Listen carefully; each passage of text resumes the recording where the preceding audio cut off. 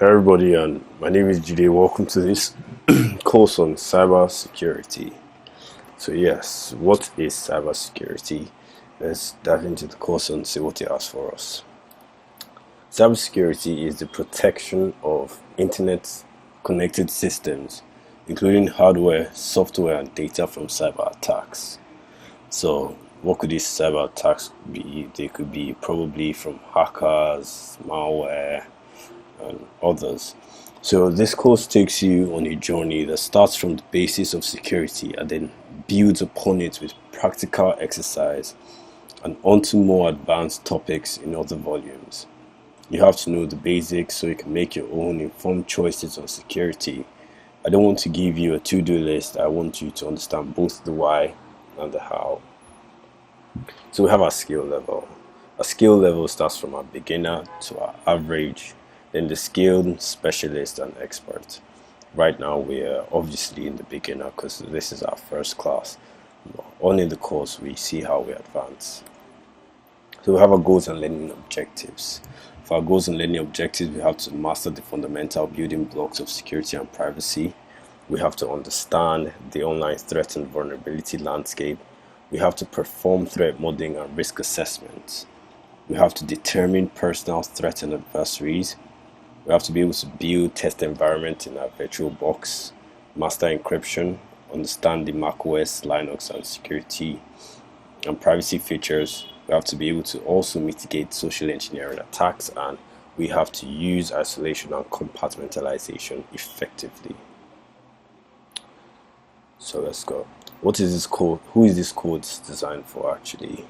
This course is designed for technically minded people who want to protect themselves from hackers, cyber criminals, malware, viruses.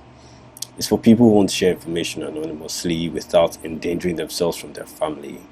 It's for those who want to keep account of their emails, communication, and personal information private or from corporate or government tracking and spying. It's for those with an interest with technology and the internet, like your security professionals, students studying IT or security. It's also for freedom fighters, political or religious dissidents operating in oppressive regimes, journalists, businessmen, and women, where security, privacy, and anonymity matters. Also, it's for law enforcement officers and other agents who need a better understanding of how criminals avoid detection. It's for those who care about government spying on their internet usage and want to avoid it. It's for law enforcement officers who are operating in hostile environments or even undercover. It's for those who wish to publish information anonymously, like your whistleblowers, bloggers in countries with laws on content on what they write, and anyone who has an interest in security actually, or privacy and anonymity and wants to learn some more. If you fit into those, then this course is aimed at you, but if you don't, I'm sorry, it's not for you. I want to just make it clear who is aimed for, so nobody's disappointed. But I'm sure you will not be disappointed. There are some prerequisites to taking this course in order for you to get the most out of it. You have at least a basic understanding on the operating systems, networks, and the internet. You should also be able to download and install software and be open to spending time investigating and learning topics away from this course. You should be technically minded, and most importantly, you should be willing to apply the things that you learn. Study recommendations. Now, maintaining security, privacy, and anonymity can be a complex task, and in order for you to achieve that, security and privacy, you must understand the detail. This course is broad, very broad, and in any course that touches the surface and leaves gaps, will make you vulnerable, and we don't want that. Any course teaching about security must have good depth and breadth. Just because it is in depth and complex doesn't mean it is impossible to learn. So I recommend you take notes. We'll be setting up a pen testing environment in order to practice what you've learned. This will be taught later on, and one of the best ways to teach someone else. Take affirmative action. Knowledge is no good if it is not applied. So let's take a look at this. This is a study by the NTL Institute in Bethel, Maine. It says 90% of what they learn when they teach someone else, they use immediately. 75% of what they learn when they practice what they've learned. 50% of what they learn when engaged in a group discussion. 30 when they see a demonstration, 20 they learn from audio visual, 10% of what they learn from reading, 5 when they learn from lecture, and then that's it. So now we have the threat and vulnerability landscape. Time is money and resources are precious to us. We want to spend as little of our resources as possible on security. Security isn't our end goal. The goal is getting on with the things we want to actually do, like surfing the web or writing an email.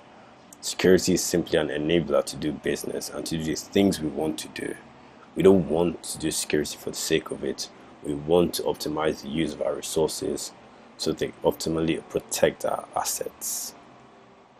Now we have cyber threats. Cyber threats, things that affect us on the web or on computer. For example, we have our malwares. It's also known as malicious software designed to function in ways that maltreat or harm the users. Examples on instances to know you're infected is when your computer is slow, or changing your home page, or even redirecting you to other web pages. You see that often.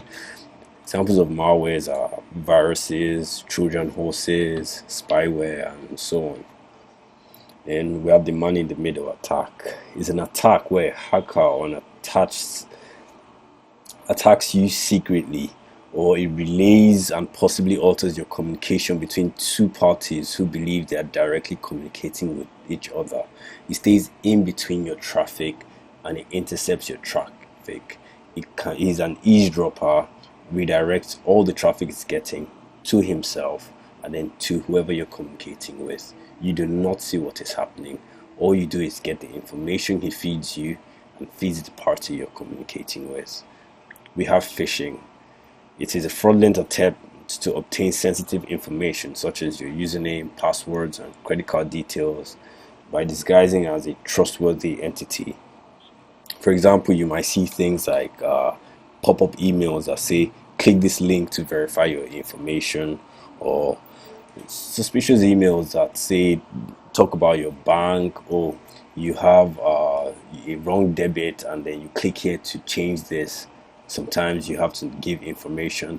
Those are phishing attacks, and those attacks are not what we need. Password attacks or password cracking is a process of recovering your passwords from data that have been stored or transmitted by a computer system. We have DDoS attacks, also called distributed denial of service, which is a cyber attack on a specific server or network with an intended purpose to disrupt the normal operation. It can be done by flooding your target with constant flood of traffic. For example, you can go to a web page, or you have a web server and you want to perform a DDoS attack on it. You keep sending valid HTTPS requests at a very slow pace. The server keeps on accepting it and requesting. So don't worry, on in the course we're going to visit that in depth. We have rogue software. Sometimes you see pop-ups as well saying virus clean now or something like that. When you click it, it downloads what is called a rogue or unwanted software, which could slow your computer down.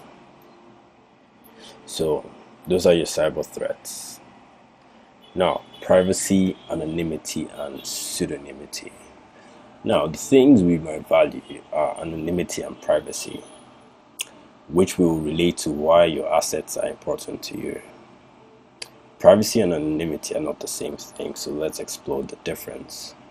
Privacy is nobody seeing what you do, but people knowing who you are. Privacy is about confidentiality, content, and keeping secret.